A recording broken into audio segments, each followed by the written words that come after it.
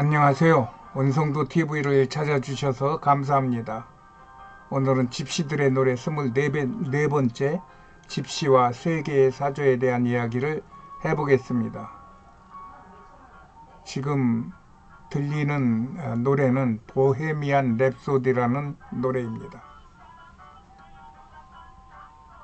체코 지방에선 집시를 보헤미안이라고 부르고 있어요. 그러면 랩소디란 무엇인가요? 환상곡이라고 합니다. 그럼 환상곡은 무엇인가요? 글자 그대로 해석하면 환상적인 노래, 즉 음악의 원칙보다는 그때그때 일어나는 감정을 형식에 구애받지 않고 미친 듯이 연주하는 것으로 해석할 수 있을 것입니다.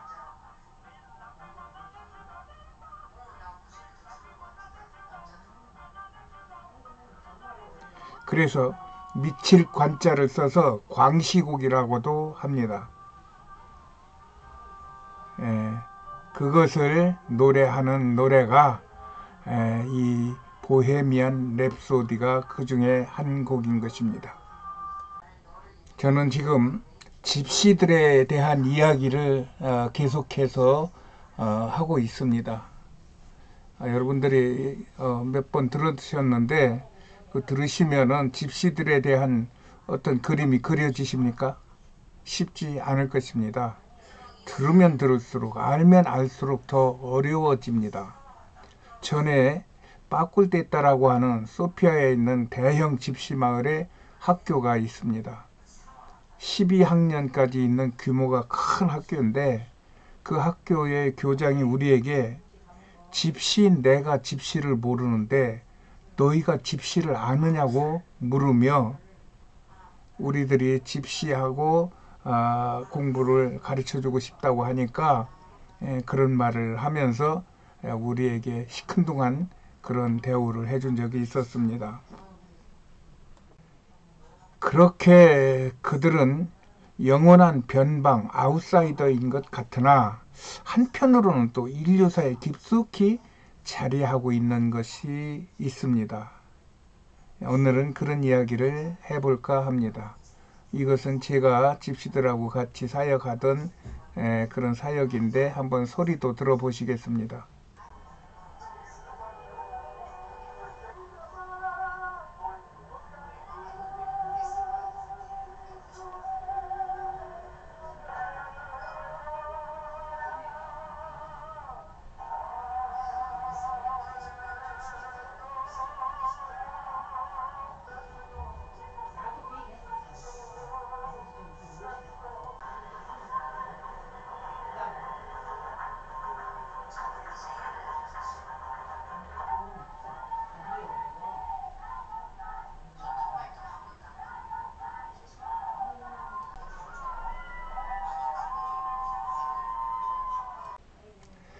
그렇게 그들은 알게 모르게 온 세상 깊이 자리하고 있으며 사조를 형성하는 데 결정적인 역할도 합니다.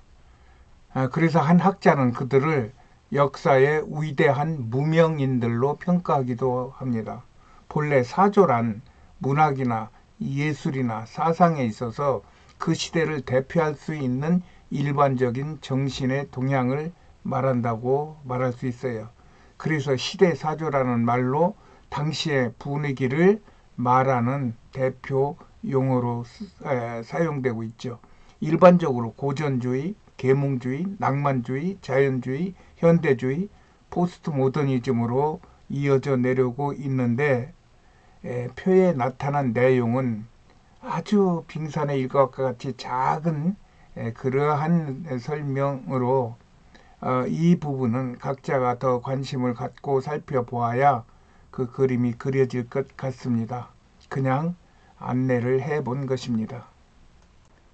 고전주의에서는 우리는 성 어거스틴을 주로 꼽습니다. 최고의 우수한 것은 과거에 이룩되었으며 전통을 고수함으로써 그것을 되찾을 수 있다는 관념이 고전주의에 함축되어 있죠. 그래서 고전주의에서는 인간과 신의 관계로부터 고대 그리스 로마와의 고전을 참고하여 인간의 내면의 충실을 하였기도 하였으며 괴테도 대표적인 인물이죠. 그 후 계몽주의가 나타났는데 계몽주의는 고전주의에서 교회와 구시대의 권위에 반대하여 지식 수준이 낮거나 의식이 덜 깬 사람들을 깨우쳐 인류의 보편적 진보를 꾀하려 한 그런 사상이죠. 18세기 프랑스에서 전성기를 이루었으며 프랑스 대혁명의 사상적 배경이 되기도 하였어요. 신이나 교회의 권위에 바탕을 둔 특권이나 제도에 반대하고 인간적이고 합리적인 사유를 제창한 그런 사상 조류입니다. 칸트나 데카르트 같은 사람들이 유명한 인물이죠. 다음에 낭만주의인데 낭만주의는 계몽주의의 합리 및 물질적인 유물론, 인간의 행복 추구를 위한 과학 문명의 발달에 의한 획기적인 발전에도 불구하고 세계대전을 막지 못하고 페스트와 같은 질병의 맥을 못 추는 것을 보며 이에 대한 반작용으로 일어난 주관적이고 개성적이며 공상적이고 초자연적인 그러한 특성을 가진 사상 조류입니다. 빅토르 위고의 장발장, 윌리엄 워즈워즈의 시집 서곡, 마트 트웨인의 톰 소여의 모험 등이 계몽주의의 대표적인 작품들이죠. 이 낭만주의가 집시들의 가난하고 무식한 중에서도 자유함을 누리는 집시들의 삶에서 그 사조의 동기부여를 받았다는 말이 있습니다. 이후 세상은 자연주의, 상징주의, 현대주의 등의 여러 가지의 사조들이 섞여 흐르다가 후기 현대주의, 포스트 모더니즘에 다다르고 있습니다. 포스트 모더니즘에는 그동안의 모든 사조에 대한 1차 회의에서 시작해요.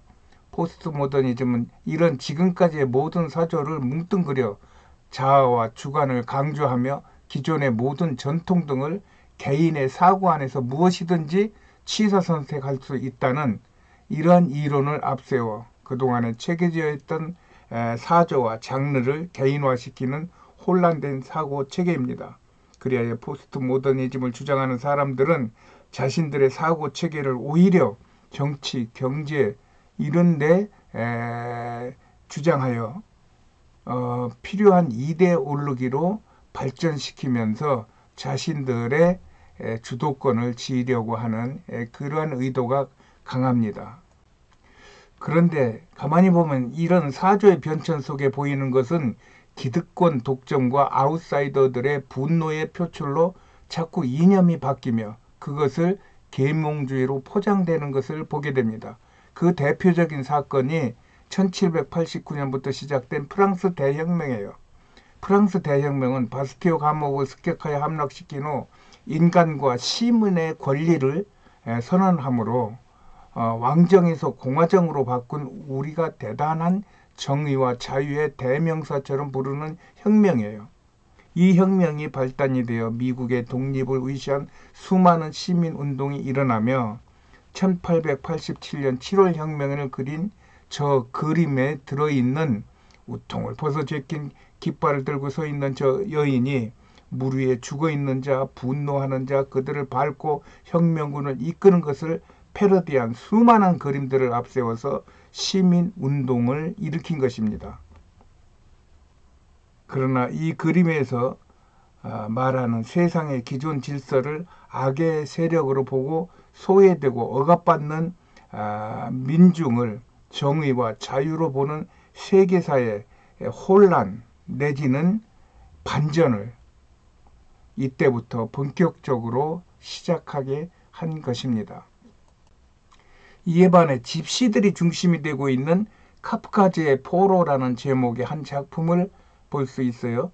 이 작품은 이전에 푸시킨과 톨스토이 등이 동일한 제목으로 출판될 만큼 이 카프카스라고도 그러고 코카서스라고도 그러는 이 조지아, 아르메니아, 아제르바이잔 등에 포함된 흑해와 카스피해 사이에 러시아와 중동을 가르는 산맥 지역입니다. 지도에서 지금 보이고 있죠. 이곳은 예전에는 러시아에 속해 있었고 또 백인들은 이곳 카프카스에서부터 백인이 시작되었다고 해서 백인들을 코카소이드라고도 말하기도 하는 백인들의 본향이라고 불리기도 하고, 또 두산백과 혹은 위큐백과에서는 이곳이 집시들의 고향이라고 되어 있는 은밀하면서도 무언가 깊이 있는 것들이 있는 특별한 지역입니다.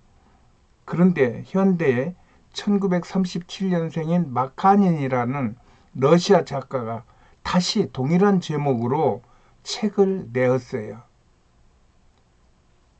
카프카스의 포로.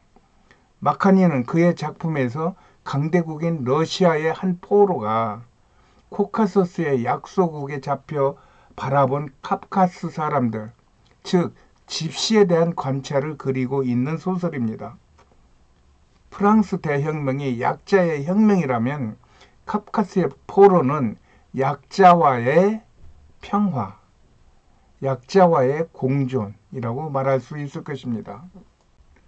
그러면서 마카니는 그 책에서 코카소스 사람들의 가난하나 깨끗한 삶에 감동을 받는 모습을 그립니다. 그 일부분입니다. 제가 한번 읽어보겠습니다.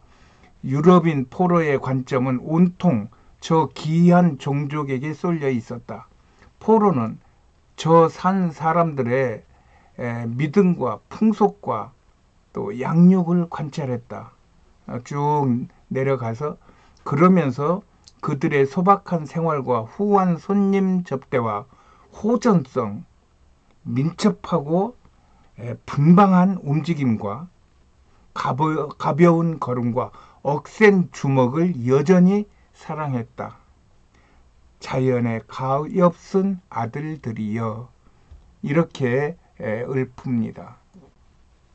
무언가 가난하고 거칠고 또 미개적인 느낌이 들면서도 거기에 정을 두고 있는 문명인의 어떤 감동과 감각을 이야기한 글입니다. 이 글에서 마카니는 코카소스인 집시들이죠. 집시들의 깨끗한 삶에도 불구하고 그들의 현재나 앞날이 어두울 것에 대한 연민을 갖고 있다고 합니다. 이것은 오늘날 많은 집시를 생각하는 사람들에게 공감을 주게 하는 생각인 것 같습니다. 지금 행복하다는 사람도 언젠가는 불행에 빠질 수 있지만 집시들 같이 불행 속에서 행복을 누릴 줄 아는 사람들은 그 행복을 오래 지킬 수 있다는 메시지가 또한 있는 것 같아서 호감이 가는 그러한 책인 것 같습니다. 집시들은 이렇게 일반적인 생각보다는 훨씬 더 추상적이고 낭만적인 삶의 요소를 갖고 사는 것이 분명해요. 그리하여 이 집시들의 정신과 삶의 모습에서 세계적인 사조와 예술, 문학 작품들이 연유되었다고 보는 것이죠. 우리나라에서도 집시 예술인들의 방문 공연과 우리나라 사람들이 이들의 이름을 본따서 어떤 프로그램을 만드는 것을 볼 수가 있어요. 이와 같이 집시들의 삶은 우리 문명사회의 아련한 동경과 자유를 누리게 할 것이라는 대표적인 개념으로 이 집시와 관계된 사상과 문화로 세계에 스며들고 있는 것이 이것이 낭만주의라는 것입니다. 그러므로 우리가 이 집시들을 잘 품을 때 우리는 세상의 자유와 정의를 세우는 큰 힘을 쓰게 될 수 있습니다. 그리고 이런 독특하고 길들여지지 않은 무리들과 가까이 하여 그들과 마음이 통하는 정을 나누고 실질적인 도움을 줄 수 있는 나라와 민족을 찾기가 쉽지 않아요. 이러한 때 우리나라의 역사 속에 오랜 동안 그들 집시와 비슷한 역사를 갖고 있는 우리 대한민국과 국민들이 그들의 또 다른 이웃이 되어 그들 속으로 들어가 진정한 친구로 만들고자 한다면 그들은 우리를 대환영할 것입니다. 세계에서 집시들과 동질감을 갖고 그들의 마음을 열게 할 수 있는 나라는 우리 대한민국이 유일할 수 있어요. 그래서 집시들을 유심히 보고 이런 위대한 상상을 해보는 것입니다. 오늘은 여기까지 하겠습니다. 안녕히 계세요.